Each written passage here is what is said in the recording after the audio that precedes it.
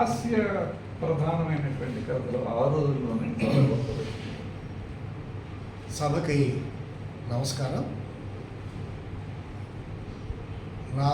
నేను 2 పుస్తకాలు రాశాను. అందులో మొదటి పుస్తకానికి రావి రంగారావు గారి ముందు మాట రాశారు, వారికి ధన్యవాదాలు. తర్వాత రెండో పుస్తకం సినీ ప్రముఖుల చెమ్మక్కులని, సినిమాల్లో జరిగేటటువంటి తమాషాలు, సంభాషణలు, రచయితలు, గాయకులు, వాళ్ళకి సంబంధించిన పుస్తకం ఒకటి రాశాను. ఆ పుస్తకాలు 20 తీసుకొచ్చాను.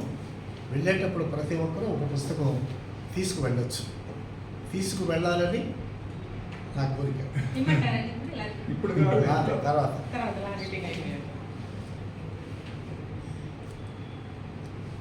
గుంటూరులో జరిగినటువంటి సంఘటనే నేను కాస్త వచన కవిత్వంలో పెట్టాను. నేను ఆత్మను, నాకు శరీరం కావాలి. నేను ఆత్మను, గుంటూరులో చచ్చి పైకొచ్చాను. ఇక్కడ భలే బోరు కొడుతుంది. శంకర్ విలాస్ సెంటర్లో సందడి ఇక్కడెందుకు ఉంటుంది? అక్కడ అడుక్కునేవాడిని, కాలు లేని అవిటివాడిని తలా 5-10 ఇచ్చేవారు. చిల్లరంతా శంకర్ విలాస్ క్యాష్ కౌంటర్లో ఇచ్చి నోట్లుగా మార్చుకునేవాడిని. నోట్లన్నీ కొయ్యకాలులో దట్టించి మొండి కాలుకు తొడుక్కునేవాడిని. నాకది బ్యాంక్ లాకర్ లాంటిది.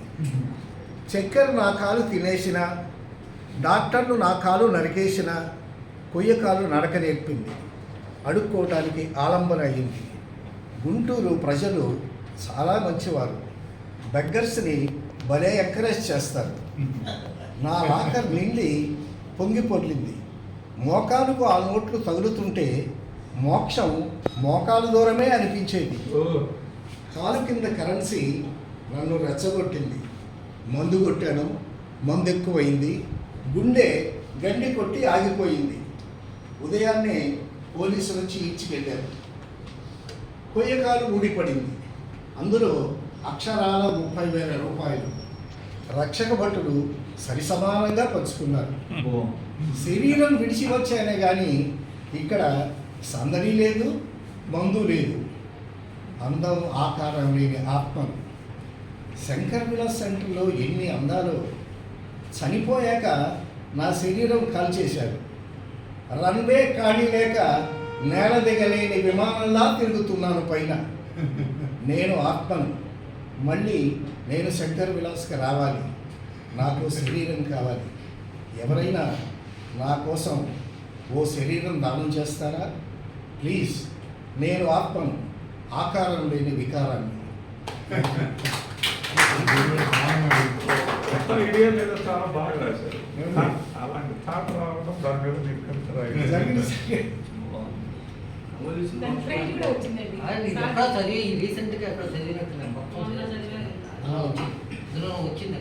జరిగిన సంఘటన ఇది.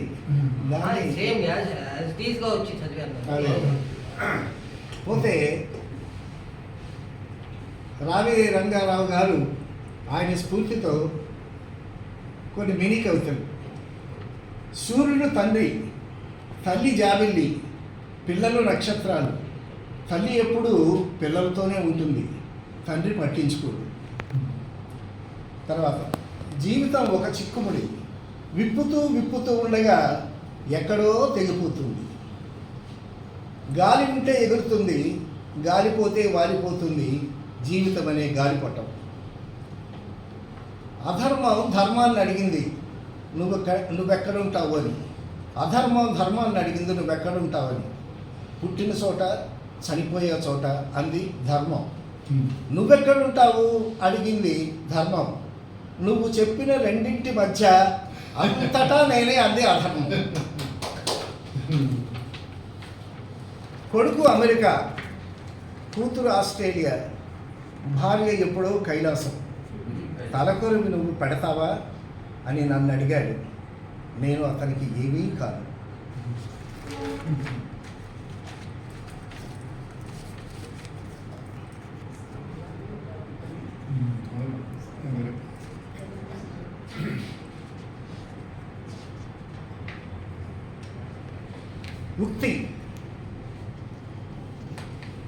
యుక్తి ఉంటేనే భుక్తి, భుక్తి ఉంటేనే శక్తి, శక్తి ఉంటేనే వ్యక్తి, వ్యక్తికి కావాలి రక్తి, రక్తి ముదిరితే విరక్తి, విరక్తిలోంచే భక్తి, భక్తితోనే ముక్తి, లౌకిక బంధాల విముక్తి.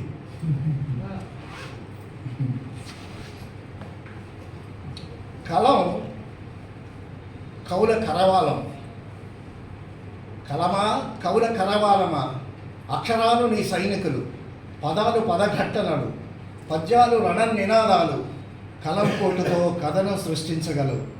నిన్ను సృష్టించి మానవుడు మరో సృష్టికి నాంది పరికాడు.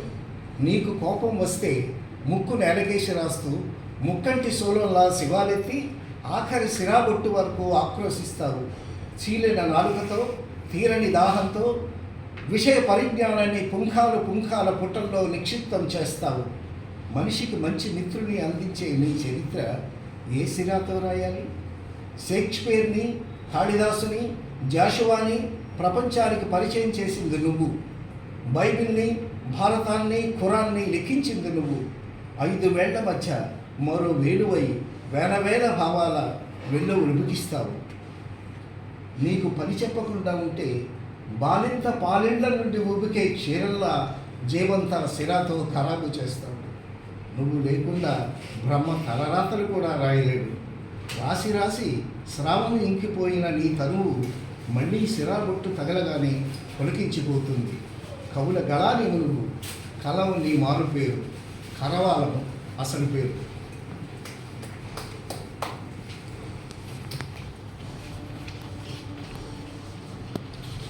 ఇవన్నీ కదిలే కలవన కవిత అని రావి రంగారావు గారు తొలి పలుకు రాసినటువంటి వాటి నుంచి.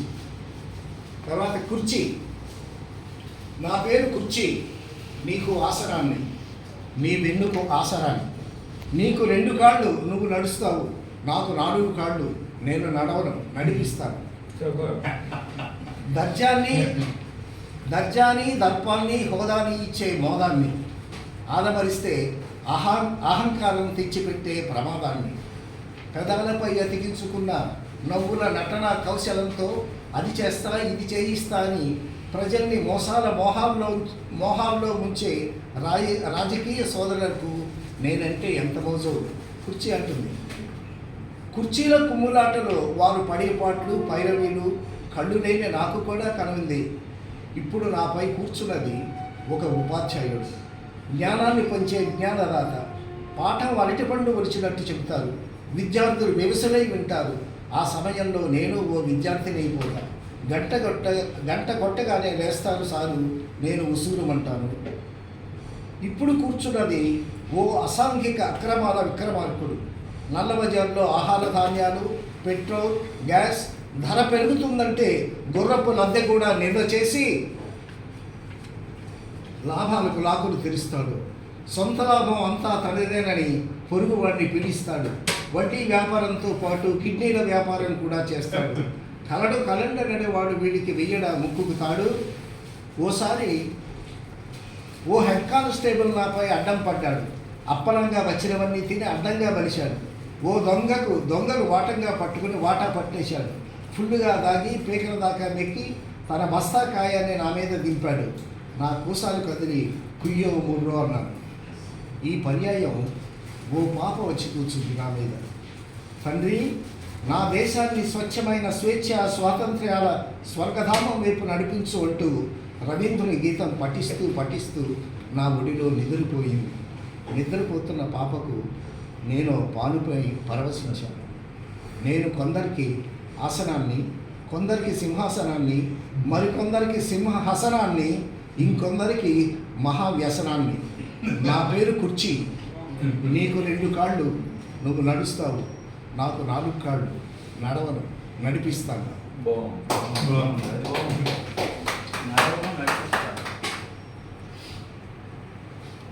నేను పెళ్లి కాకముందు రాసినది ఇది. నాకు బాగా ఇష్టం. మొట్టమొదటి శ్రీకాకుళంలో ఉండేటప్పుడు టీచర్స్ ట్రైనింగ్ అయ్యేటప్పుడు రాసుకున్నది. నా శ్రీమతి వస్తానని రాలేదు కాబట్టి చదివేస్తున్నాను.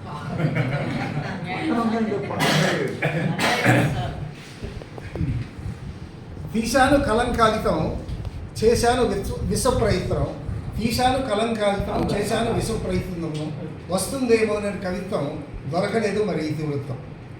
ఇతివృత్తం ఇదమిద్దం యతి ప్రాసలో ఒక బద్ధం, పద్యానికి వితజ్యం అనుకుంటే వ్యర్థం అని చేశాను ఈ జంతరం, పని లేక ఓ సాయంత్రం నాకు అలవాటే నిరంతరము, కానీ మా ఆవిడే దీనికి అభ్యంతరం.